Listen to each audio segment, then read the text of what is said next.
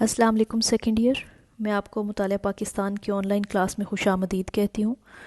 امید ہے کہ آپ سب لوگ خیریت سے ہوں گے. مطالعہ پاکستان کی پچھلی کلاس میں ہم نے پاکستان کے حوالے سے قائد اعظم محمد علی جناح کی سیاسی بصیرت اور مختلف شعبوں میں آپ کے کیے جانے والے ٹھوس اقدامات کا تفصیلی جائزہ لیا تھا، اور ہمارا آج کا جو موضوع ہے وہ ہے مسائل کے حل کے لیے مناسب لائحہ عمل. یہ جو ٹاپک ہے آج کا یہ نسبتاً مختصر ہے اور آپ کی ٹیکسٹ بک کے صفحہ نمبر 37 پہ دیا ہوا ہے. آج کا جو عنوان ہے اس میں ہم دیکھیں گے کہ ایک آزاد اور خود مختار ریاست جو ہوتی ہے وہ اپنے مسائل کے حل کے لیے کون سا مناسب لائحہ عمل اختیار کر سکتی ہے یا کرتی ہے، اور کون سے عناصر جو ہیں ان کو بروئے کار لایا جا سکتا ہے مسائل کے حل کے لیے. تو ایک آزاد اور خود مختار ریاست جو ہوتی ہے وہ داخلی اور خارجی طور پر یعنی دونوں محاذوں پر اس کو کئی چیلنجز درپیش ہوتے ہیں، کئی مسائل اور کئی تنازعات میں کا اس کو سامنا ہوتا ہے. اور آج کا دور چونکہ جمہوری دور ہے تو اس جمہوری دور میں جنگوں اور قوت کے استعمال کی بجائے مسائل جو ہیں ان کو مذاکرات یا ڈائلاگ کے ذریعے حل کرنے کی کوشش کی جاتی ہے، تاکہ تمام امور جو ہیں وہ عمدہ طریقے سے طے پا جائیں، اور مذاکرات کے ذریعے جو ہے وہ مسائل چاہے جتنے بھی بڑے ہوں ان کو مذاکرات کے ذریعے حل کر کے کوئی منصفانہ طریقہ جو ہے وہ اپنانے کی کوشش کی جاتی ہے. تو آج ہم دیکھتے ہیں کہ وہ کون سے عناصر ہیں جن کو کوئی حکومت جو ہے وہ بروئے کار لا سکتی ہے مسائل کے حل کے لیے. سب سے پہلے ہے قائدانہ صلاحیت یعنی لیڈرشپ. اگر تو آپ کی قوم میں مخلص اور اچھے اور ایماندار لیڈرز یا رہنما موجود ہیں تو مسائل جتنے بھی بڑے ہوں ان پر قابو پایا جا سکتا ہے، ان کو بطریقہ احسن حل کیا جا سکتا ہے. اس کی مثال جو ہے وہ قائد اعظم محمد علی جناح کی صورت میں ہمارے سامنے ہے. آپ ایک مثالی رہنما تھے، ایک سچے ایماندار اور اعلیٰ پائے کے لیڈر تھے. آپ کا جو بے داغ کردار ہے اور پرعزم رویہ اس نے قوم کو غلامی کے اندھیروں سے نکال کر جو ہے وہ روشنی کی طرف آپ لے کے آئے، مسلمانوں کی منزل کی نشاندہی کی، اور اپنے مخالفین جو ہیں ان کے ہر چیلنج کو قبول کیا آپ نے، اور قوم کو ایک باعزت اور محفوظ مقام تک آپ جو ہے وہ لے کے گئے. اعظم محمد علی جناح کی عظیم قیادت میں متحد ہوئی، اور قائد اعظم محمد علی جناح اور سر سید احمد خان جو ہیں، آپ جیسے لیڈر جو ہیں وہ اللہ تعالیٰ کا ایک احسان ہے قوم کے اوپر. یہ اللہ تعالیٰ کا احسان ہے کہ اس نے بر صغیر کے مسلمانوں کو قائد اعظم محمد علی جناح اور سر سید احمد خان جیسے عظیم قائدین جو ہیں وہ فراہم کیے. دونوں جو ہیں رہنما اپنے وقتوں کے بہت ہی عظیم رہنما ہیں، جنہوں نے قوم کو مایوسی کے اندھیروں سے نکال کر جو ہے وہ انہیں ایک باوقار مقام دلانے میں پوری اپنی جو زندگی ہے وہ وقف کی. تو قائدانہ صلاحیت جو ہے یہ مسائل کے حل کے لیے ایک سمجھ لیں کہ بہت ہی بنیادی عنصر کی حیثیت رکھتی ہے.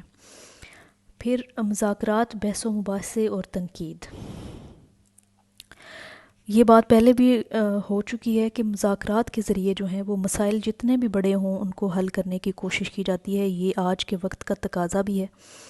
اور آپ نے پوری پاکستان موومنٹ پڑھی ہے، تحریک پاکستان میں آپ نے دیکھا کہ قائد اعظم محمد علی جناح جو ہیں وہ مسلم لیگ کے پلیٹ فارم سے، مسلم لیگ مسلمانوں کی نمائندہ جماعت تھی، تو پوری پاکستان موومنٹ کے دوران جو ہیں وہ قائد اعظم محمد علی جناح مسائل کے حل کے لیے، بر صغیر کے سیاسی مسائل کے حل کے لیے کبھی ہندوؤں سے آپ نے بات کی، کبھی انگریزوں سے، کبھی دونوں سے الگ الگ، اور کبھی مشترکہ طور پر جو ہے وہ بات چیت کا سلسلہ جاری رہا تاکہ بر صغیر کے سیاسی مسائل جو ہیں ان کا حل نکالا جا سکے. اس مقصد کے لیے کئی کانفرنسیں منعقد ہوئیں، اور گفتگو جو ہوتی ہے اس میں عموماً میرٹ اور جو بہتر دلائل ہوتے ہیں اس کے بنیاد کے اوپر ہی آپ جیت سکتے ہیں. تو ہم یہ کہہ سکتے ہیں کہ قیام پاکستان جو ہے یہ مسلسل مذاکرات، بحث و مباحثے اور دلائل کا نتیجہ ہے. پھر اتحاد، یقین اور نظم و ضبط.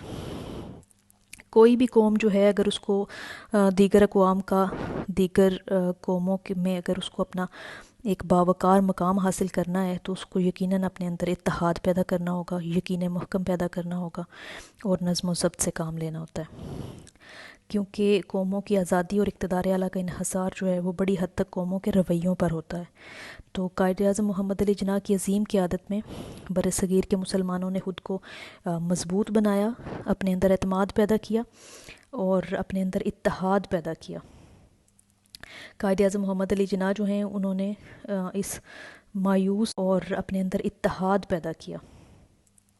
قائد اعظم محمد علی جناح جو ہیں انہوں نے اس مایوس، غیر منظم اور کمزور قوم کو جو ہے وہ اتحاد، یقین اور نظم و ضبط کا نعرہ دے کر اس کو ایک سیسا پلائی دیوار بنا دیا۔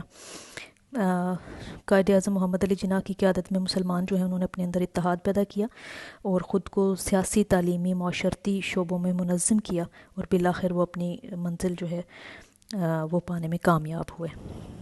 تو عزیز طالبات، یہ آپ کی ٹیکسٹ بک میں 3 پوائنٹس دیے ہوئے ہیں جو کسی بھی طرح کے مسائل کو حل کرنے کے لیے جو ہیں وہ ان عناصر کو بروئے کار لایا جاتا ہے: قائدانہ صلاحیت، مذاکرات، بحث و مباحثے اور تنقید، اور اتحاد، یقین اور نظم و ضبط۔ یہاں پر آپ کا جو دوسرا چیپٹر ہے مطالعہ پاکستان کا وہ مکمل ہو جاتا ہے۔ یہ اس کا لاسٹ ٹاپک تھا۔ اب ہم آپ کا جو نیکسٹ چیپٹر ہے مطالعہ پاکستان کا تیسرا چیپٹر، اس کا آغاز کرتے ہیں، جو کہ پاکستان کے جغرافیہ سے متعلق ہے، اور یہ ہے اسلامی جمہوریہ پاکستان کا جغرافیہ۔ آج کے اس ٹاپک میں ہم پاکستان کا محل وقوع جو ہے اس کو تفصیلاً ڈسکس کریں گے۔ آپ سب کو پتہ ہے کہ پاکستان کا پورا نام جو ہے وہ اسلامی جمہوریہ پاکستان ہے۔ پاکستان 14 اگست 1947 کو مارچ سے وجود میں آیا اور اس کا رقبہ جو ہے وہ 7,96,996 مربع کلومیٹر ہے۔ یہاں کی آبادی کی اگر بات کی جائے تو پاکستان میں 97% آبادی جو ہے وہ مسلمان ہے اور باقی 3% جو ہے وہ اقلیتوں پر مشتمل ہے، جس میں عیسائی، ہندو، پارسی اور قادیانی وغیرہ جو ہیں وہ شامل ہیں۔ اور پاکستان میں جو ہیں وہ بولی جانے والی زبانوں میں اردو، پنجابی، سندھی، پشتو، بلوچی، سرائکی اور اس کے علاوہ کشمیری اور فارسی بھی شامل ہیں۔ اور پاکستان براعظم ایشیا کے جنوب میں واقع ہے۔ یہاں پر زرخیز زمینیں بھی ہیں، بلند پہاڑ بھی ہیں، خوبصورت وادیاں بھی ہیں اور دریا بھی ہیں۔ درجہ حرارت کی اگر بات کی جائے تو اس بنیاد کے اوپر پاکستان میں ایسے علاقے بھی ہیں جہاں سارا سال گرمی رہتی ہے اور ایسے علاقے بھی ہیں جہاں سارا سال سردی رہتی ہے۔ اور یہاں کے میدان جو ہیں وہ زرخیز ہیں اور اپنی پیداوار کے لحاظ سے دنیا بھر میں مشہور ہیں۔ پاکستان کا جو پھل ہے، پاکستان میں پیدا ہونے والے پھل جو ہیں وہ ذائقے کے اعتبار سے پوری دنیا میں بہترین پھلوں میں محل وقوع کے اعتبار سے پاکستان جو ہے وہ 23.5 درجے شمال سے 37 درجے عرض بلد شمالی اور 61 درجے مشرق سے 77 درجے طول بلد مشرق کے درمیان جو ہے وہ پھیلا ہوا ہے۔ پاکستان کے مشرق میں بھارت، اس کے شمال میں چین، مغرب میں افغانستان اور ایران، جبکہ پاکستان کے جنوب میں بحیرہ عرب واقع ہے۔ اپنے محل وقوع کی اہمیت کے اعتبار سے پاکستان جو ہے نہ صرف جنوبی ایشیا بلکہ پوری دنیا میں خصوصی اہمیت اسے حاصل ہے، اور اس کی جو جیو اسٹریٹجک پوزیشن ہے اس کی بنیاد کے اوپر پوری عالمی برادری میں پاکستان جو ہے اس کی اہمیت ہے۔ اب ہم ان نکات کا جائزہ لیں گے جو پاکستان کے محل وقوع کی اہمیت کو مزید واضح کرتے ہیں۔ سب سے پہلے ہے خلیج فارس سے ملحقہ مسلم ممالک۔ پاکستان ابھی ذکر ہوا کہ پاکستان کے مغرب میں جو ہے وہ افغانستان اور ایران واقع ہیں، پاکستان کے شمال مغرب میں افغانستان، جبکہ اس کے جنوب مغرب میں خلیج فارس یا پرشین گلف واقع ہے۔ اور اس کے ساتھ ایران، کویت، عراق، سعودی عرب، قطر، بحرین، عمان اور عرب امارات کی حدود جو ہیں وہ ملتی ہیں۔ یہ ساری گلف سٹیٹس جو ہیں یہ تیل کی پیداوار کے حوالے سے پوری دنیا میں ان کی اہمیت ہے، اور یہ ساری چونکہ مسلم سٹیٹس ہیں، ساری مسلم برادری سے تعلق رکھتی ہیں، اس لیے پاکستان جو ہے اس کے ان ممالک کے ساتھ خصوصی برادرانہ اور دوستانہ تعلقات ہیں۔ پھر ہے جی افغانستان اور وسطی ایشیائی ممالک۔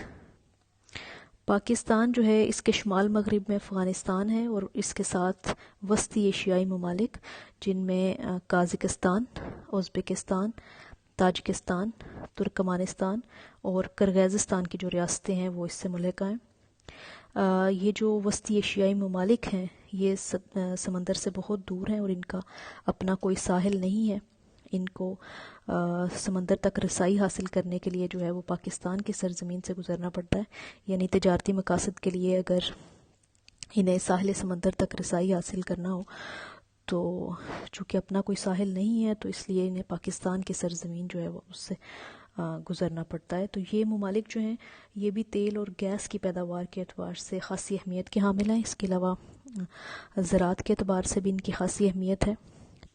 اگر ان ممالک کی آبادی کی بات کی جائے تو ان کی کل آبادی جو ہے وہ پاکستان سے کم ہے، لیکن رقبے کے اعتبار سے جو ہے یہ پاکستان سے 6 گنا بڑے ہیں.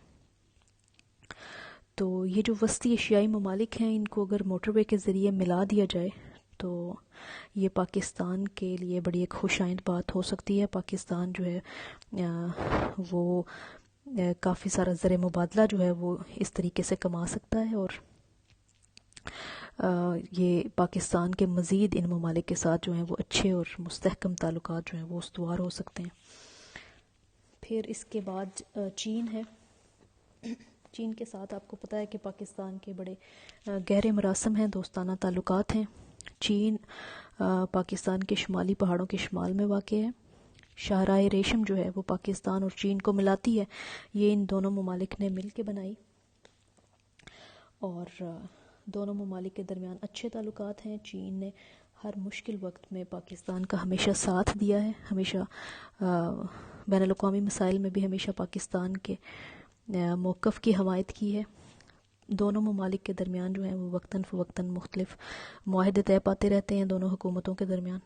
پھر کئی ترقیاتی منصوبے جو ہیں وہ دونوں ممالک کے اشتراک سے چل رہے ہیں. ابھی بھی آپ کو پتہ ہے کہ اکنامک کوریڈور جو ہے وہ بھی دونوں ممالک کے اشتراک سے یہ منصوبہ بھی چل رہا ہے. دفاعی اعتبار سے اگر دیکھا جائے تو بھی چین نے ہمیشہ پاکستان کے موقف کی حمایت کی ہے.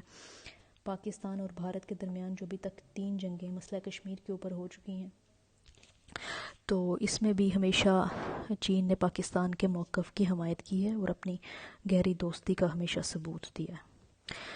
پھر ہے جی بھارت. بھارت جو ہے وہ پاکستان کے مشرق میں واقع ہے اور آبادی کے اعتبار سے اگر دیکھا جائے تو یہ چین کے بعد دنیا کے دوسرے نمبر پر آتا ہے.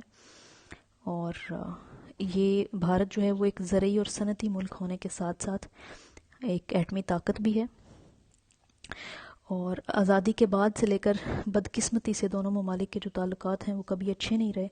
دونوں ممالک کے درمیان جو ہیں وہ اب تک 3 جنگیں مسئلہ کشمیر کے اوپر ہو چکی ہیں اور اس وجہ سے اس خطے کا امن جو ہے وہ اس میں نہ ہونے کی ایک بڑی ریزن جو ہے وہ یہی ہے.